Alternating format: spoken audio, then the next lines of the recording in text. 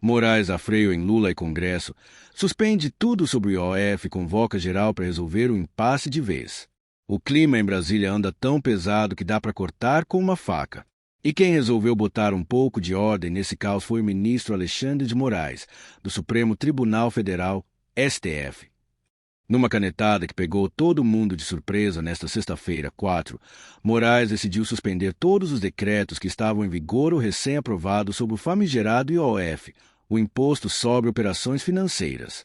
Ou seja, tanto os decretos do governo Lula, que aumentavam a alíquota, quanto o decreto do Congresso, que tinha derrubado o aumento. Tudo foi colocado em stand-by. Mas Moraes não parou por aí.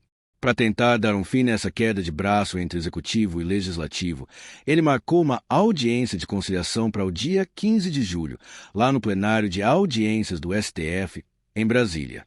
O objetivo é bem claro: reunir representantes do governo e do Congresso para conversarem olho no olho, quem sabe, chegarem num acordo que evite um desgaste ainda maior entre os poderes.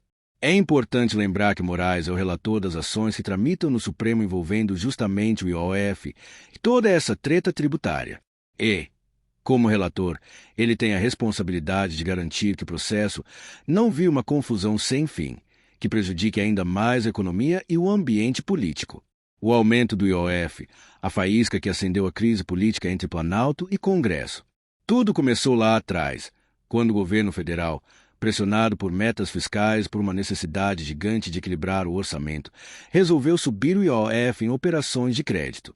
A justificativa da equipe do ministro da Fazenda, Fernando Haddad, foi bem direta. O país precisa arrecadar mais para dar conta das despesas e ainda cumprir o compromisso de reduzir o déficit público. O governo também bateu forte no discurso da justiça tributária. A lógica era simples: cobrar mais de quem tem mais, principalmente das grandes empresas e investidores que usam operações de crédito como estratégia de negócio e, com isso, garantir recursos para programas sociais e outras políticas que favoreçam a parcela mais pobre da população. Só que esse argumento não colou no Congresso. Deputados e senadores se levantaram contra o aumento quase imediatamente. O motivo? Eles afirmam que não dá para ficar empurrando a conta para o contribuinte sem que o governo faça sua parte, revisando os próprios gastos. E, num país já sufocado por uma carga tributária pesada, falar em subir imposto virou quase um palavrão dentro do legislativo. O Congresso reage e impõe uma derrota bilionária ao governo Lula. Na prática, o Congresso foi lá e mostrou força política. Na semana passada, derrubou os decretos de Lula que previam o aumento do IOF. E não foi só um golpe simbólico. Essa decisão tem impacto direto nas finanças do país. De acordo com cálculos do Ministério da Fazenda, só em 2024 o governo deve deixar de arrecadar cerca de 10 bilhões de reais por causa da derrubada dos decretos. E o buraco fica ainda maior olhando um pouco mais para frente. Em 2026, a perda estimada ultrapassa os 20 bilhões.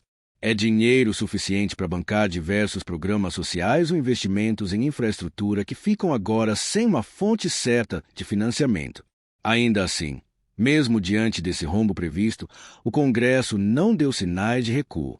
Parlamentares de diferentes partidos, inclusive da base governista, defenderam que o aumento do imposto poderia comprometer ainda mais o ambiente de negócios, travando investimentos no momento em que o país precisa crescer.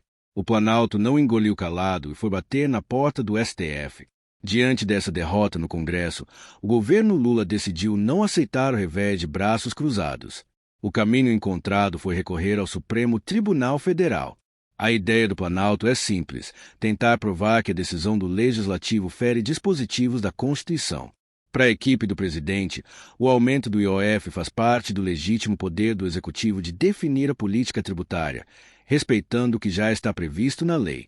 Por isso, a Advocacia Geral da União, AGU, entrou com uma ação pedindo ao STF para restabelecer a validade dos decretos presidenciais. No centro desse embate jurídico está a pergunta que pode redesenhar a relação entre governo e Congresso daqui para frente. Até que ponto o Legislativo pode interferir em decretos do Executivo que tratam de ajustes em tributos como o IOF? Moraes suspende tudo e dá prazo para explicações dos dois lados. Foi nesse contexto que Moraes decidiu dar um freio de arrumação.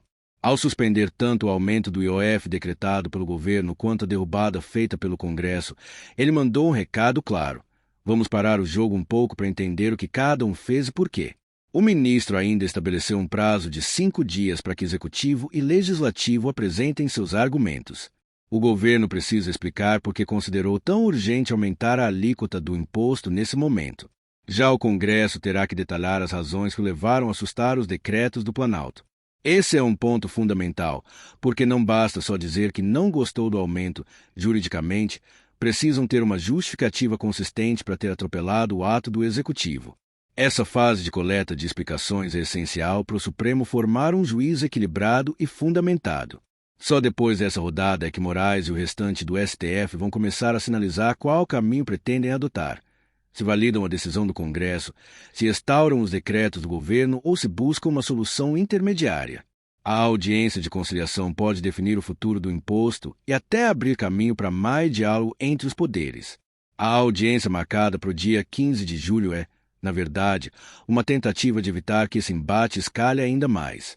Moraes sabe bem que, além da questão técnica, o que está em jogo é o relacionamento entre executivo e legislativo. Se esse conflito crescer, pode travar votações importantes no Congresso e gerar um clima de desconfiança que paralisa o país. Por isso, o STF vai atuar quase como um mediador, buscando uma saída que preserve a saúde das contas públicas sem criar um desgaste político impossível de administrar. Não vai ser fácil.